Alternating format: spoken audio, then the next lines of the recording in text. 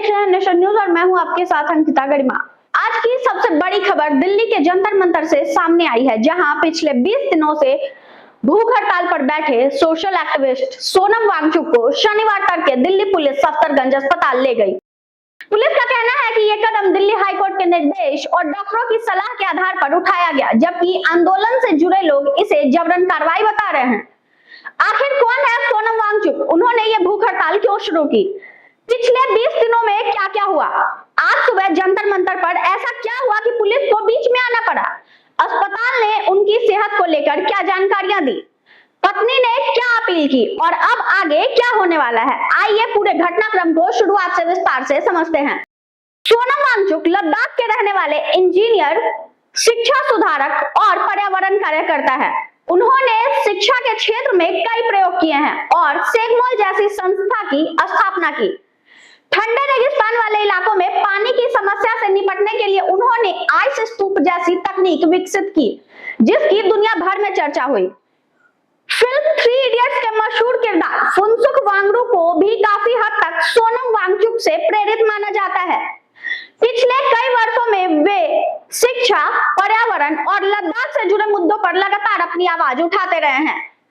इस बार सोनम वांगचुक ने कथित नीट परीक्षा अनियमितताओं, परीक्षा प्रणाली में सुधार और जवाबदेही की मांग का समर्थन करते हुए जंतर मंतर पर अनिश्चितकालीन भूख हड़ताल शुरू की। उनका कहना था कि देश के लाखों छात्रों का भविष्य दांव पर नहीं लगाया जा सकता है। उनका तर्क था कि अगर परीक्षा प्रणाली पर लोगों का भरोसा कमजोर होगा तो इसका असर पूरे देश की शिक्षा व्यवस्था पर पड़ेगा। धीरे धीरे यह आंदोलन केवल एक परीक्षा तक सीमित नहीं रहा, बल्कि शिक्षा व्यवस्था में पारदर्शिता और सुधार की मांग का प्रतीक बन गया। भूख हड़ताल के शुरुआती दिनों में कई सामाजिक कार्यकर्ता, छात्र और विभिन्न संगठनों के लोग जंतर मंतर पहुंचे और अपना समर्थन दिया। जैसे जैसे दिन बीतते गए, डॉक्टर लगातार उनकी मेडिकल जांच करते रहे। रिपोर्ट्स के अनुसार उनका वजन कम हुआ, शरीर कमजोर होने लगा और डिहाइड्रेशन की शिकायत भी बढ़ने लगी। इसके बावजूद सोनम वांगचुक ने अनशन खत्म करने से इनकार कर दिया। उनका कहना था कि जब तक सरकार उनकी मांगों पर गंभीरता से विचार नहीं करती, तब तक आंदोलन जारी रहेगा। इसी दौरान सोशल मीडिया पर भी यह मुद्दा लगातार ट्रेंड करता रहा। कुछ लोगों ने उनके आंदोलन का समर्थन किया, जबकि कुछ लोगों ने उनके तरीकों और राजनीतिक संदेशों की आलोचना भी की। इस पूरे आंदोलन को लेकर सोशल मीडिया पर तीखी बहस देखने को मिली। जब लगातार खबरें आने लगी कि लंबे उपवास की वजह से उनकी तबीयत बिगड़ रही है, तब इस मामले में दिल्ली हाईकोर्ट का दरवाजा खटखटाया गया। याचिका में कहा गया कि अगर समय रहते इलाज नहीं हुआ तो उनकी जान को खतरा हो सकता है। सुनवाई के दौरान हाईकोर्ट ने सरकार और प्रशासन को निर्देश दिया कि डॉक्टरों की सलाह के आधार पर उनकी सेहत पर लगातार नजर रखी जाए और जरूरत पड़ने पर आवश्यक चिकित्सा उपलब्ध कराई जाए। यही आदेश बाद की कार्रवाई की सबसे बड़ी वजह बना। शनिवार सुबह करीब 7 बजे जंतर मंतर का माहौल अचानक बदल गया। भारी संख्या में दिल्ली पुलिस मौके पर पहुंची। कुछ ही देर बाद सोनम वांगचुक को वहां से सफदरगंज अस्पताल ले जाया गया।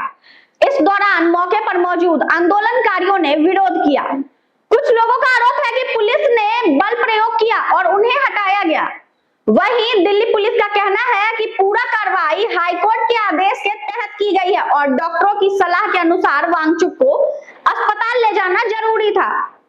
पुलिस ने यह भी कहा कि कुछ प्रदर्शनकारियों ने कार्रवाई में बाधा डालने की कोशिश की, जिससे थोड़ी देर के लिए अफरा तफरी का माहौल भी बना, लेकिन पूरी प्रक्रिया शांतिपूर्वक पूरी कर ली गई। वहीं सफदरगंज अस्पताल के डॉक्टरों ने जानकारी दी कि सोनम वांगचुक लंबे उपवास की वजह से हल्की कमजोरी, डिहाइड्रेशन और इलेक्ट्रोलाइट असंतुलन से जूझ रहे हैं। हालांकि डॉक्टरों के मुताबिक उनकी हालत फिलहाल स्थिर है। वो पूरी तरह होश में है। उनके सभी जरूरी स्वास्थ्य संकेत सामान्य सीमा में है, लेकिन लंबे उपवास की वजह से उन्हें मेडिकल निगरानी में रखा गया है। डॉक्टरों का कहना है कि पहले शरीर में पानी और इलेक्ट्रोलाइट का संतुलन ठीक किया जाएगा, उसके बाद उनकी दोबारा जांच होगी। सोनम वांगचुक की पत्नी गीतांजलि जे अंगमो ने सोशल मीडिया पर एक भावुक अपील की। उन्होंने कहा कि उनकी सहमति, परिवार की अनुमति और पिछले कई दिनों से उनकी देखभाल कर रहे डॉक्टरों की सलाह के बिना सोनम वांगचुक को मुंह या नसों के जरिए कोई दवा या तरल पदार्थ न दिया जाए। इस बयान के बाद सोशल मीडिया पर इस मुद्दे को लेकर नई बहस शुरू हो गई है। कॉकरोच जनता पार्टी के संस्थापक अभिजीत दीपके ने आरोप लगाया है कि जब वो कुछ देर के लिए धरना स्थल से बाहर गए थे और सोनम वांगचुक को जबरन अस्पताल ले गए, उन्होंने दावा किया कि उनके साथ भी धक्का मुक्की और मारपीट हुई। हालांकि दिल्ली पुलिस ने इन आरोपों को स्वीकार नहीं किया और कहा कि पूरी कार्रवाई कानून के दायरे में रहकर की गई है। इस पूरे घटनाक्रम के बावजूद आंदोलन खत्म नहीं हुआ। कॉकरोच जनता पार्टी ने ऐलान किया है कि 20 जुलाई को प्रस्तावित चलो संसद मार्च तय कार्यक्रम के अनुसार निकाला जाएगा। साथ ही अभिजीत दीपके ने घोषणा की कि वो खुद अब अनिश्चितकालीन भूख हड़ताल पर बैठेंगे, यानी साफ है कि आंदोलन अभी जारी रहेगा। अब सबसे बड़ा सवाल यह है कि क्या सरकार आंदोलनकारियों से बातचीत करेगी? क्या उनकी मांगों पर कोई फैसला लिया जाएगा? क्या 20 जुलाई का मार्च नई राजनीतिक बहस को जन्म देगा? और सबसे अहम सवाल, क्या सोनम वांगचुक अपनी सेहत को देखते हुए आगे आंदोलन जारी रख पाएंगे? इन सभी सवालों के जवाब आने वाले दिनों में सामने आएंगे। फिलहाल सोनम वांगचुक सफदरगंज अस्पताल में डॉक्टरों की निगरानी में है। डॉक्टर उनकी हालत को स्थिर बता रहे हैं। दिल्ली पुलिस अपनी कार्रवाई को हाईकोर्ट के आदेश के मुताबिक बता रही है, जबकि आंदोलनकारी इसे जबरन हस्तक्षेप कह रहे हैं। अब सबकी नजर 20 जुलाई के प्रस्तावित चलो संसद मार्च और सरकार की अगली प्रतिक्रिया पर टिकी हुई है। फिलहाल इस खबर में इतना ही। देखते रहिए नेशन न्यूज। धन्यवाद।